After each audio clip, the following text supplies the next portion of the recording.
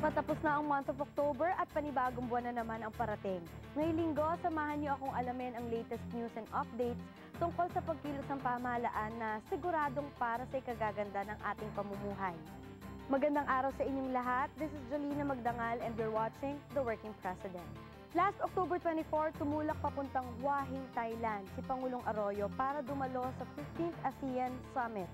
Ano-ano nga ba ang mga bagong napag-usapan at napagkasunduan ng leaders ng Southeast Asia? Alamin natin yan sa special report.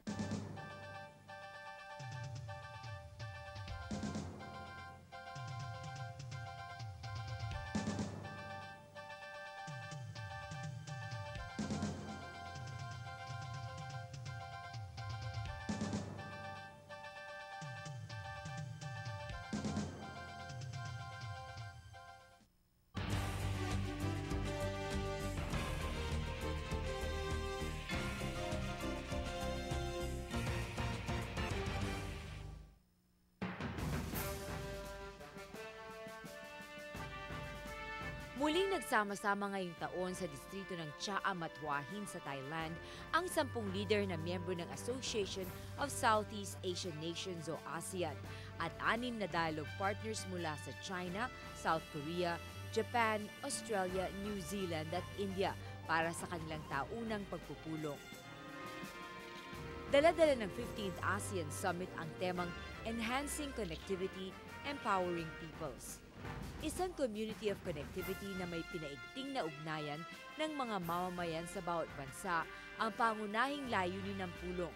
Ito'y para harapin ang mga kasalukuyang hamon sa rehiyon at sa mundo.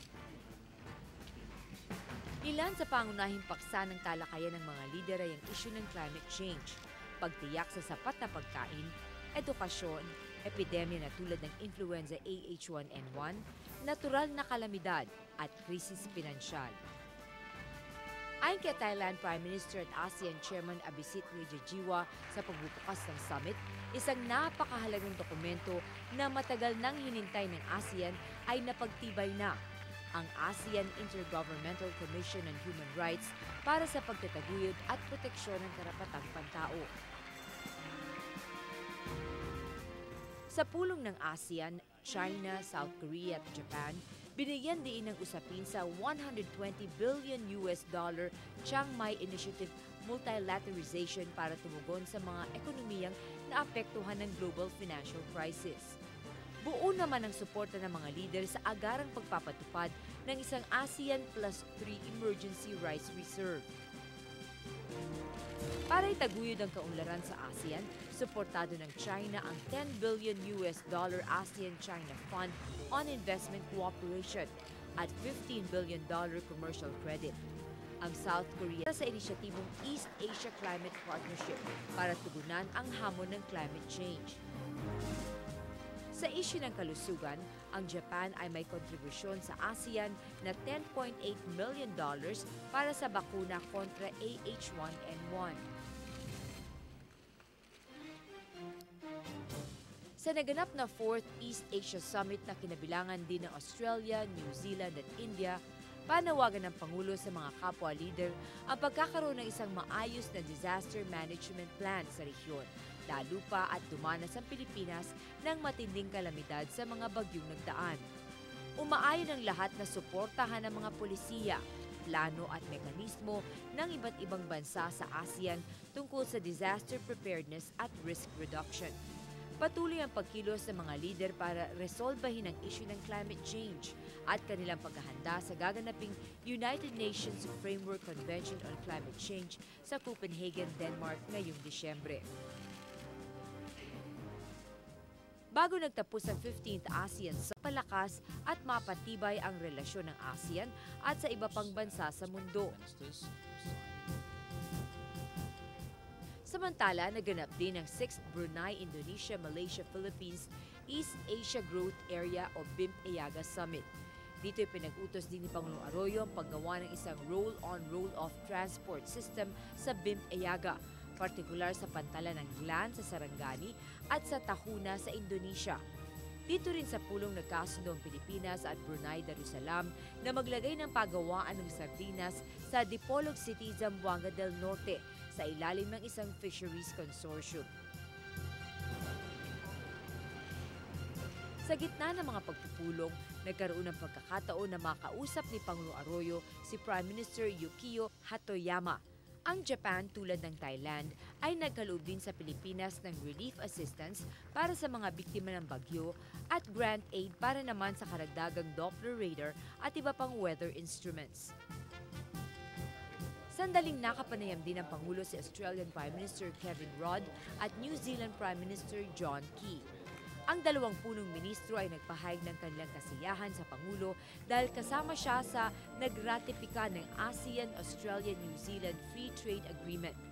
Sa merkado nito, may tinatayang 600 milyong katao ang makikinabang dito.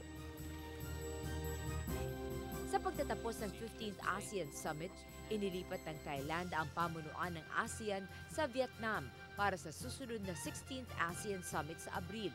Inaasahang ipagpapatuloy nito ang tungkulin at sikaping matupad na ang hangarin para sa isang ASEAN community pagdating ng 2015.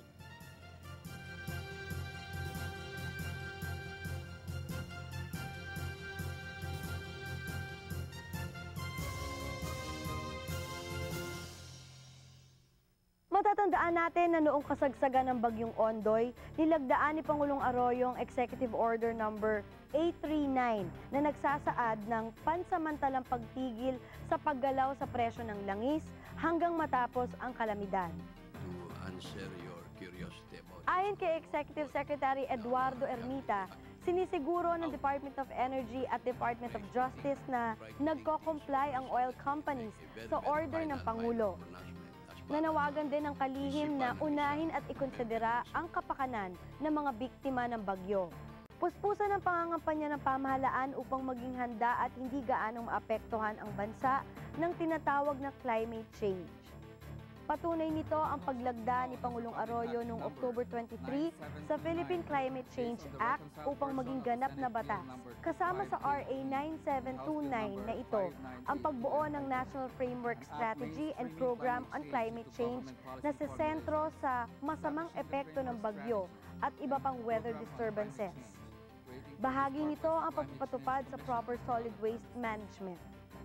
At alam nyo ba na sa 2nd District ng Davao del Norte, puspusan ang pagsuporta ng mga residente sa panawagan ng pamahalaan na pangalagaan ang kalikasan? Alamin natin ang mga approved na programa at pagkilos na isinasagawa ng mga kababayan natin doon. Let's watch this.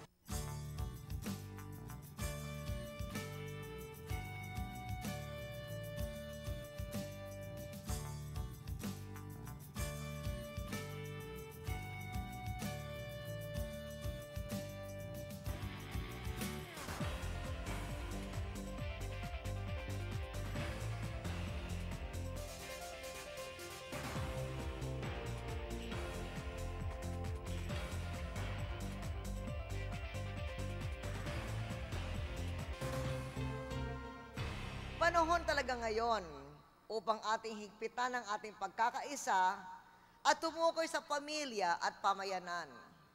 Kailangan magsimula tayo ng bagong panahon ng voluntarismo at diwang makapamayanan. Mahalagang magsama-sama ang pamalaan at kasama dito ang barangay, ang simbahan, mga samahang sibiko at ang mga NGO, harnessing our people to engage in coordinated volunteer activities. Dapat ituon natin ang mga inisyatiba sa gawaing tulad ng paglilinis ng kapaligiran. Ang Barangay Una o Barangayanihan program dito sa ikalawang distrito ng Davao del Norte ay agresibo sa pagsasakatuparan ng diwa ng volunterismo at bayanihan na kilala sa ating mga Pilipino. Una na riyan ang pagtugon sa panawagan ng kalinisan at pag-aalaga sa ating likas na yaman. Dito sa bayan ng Santo Tomas, matatagpuan ang dump site na tila hindi tambakan ng basura, kundi lugar ng pasyalan at kabuhayan.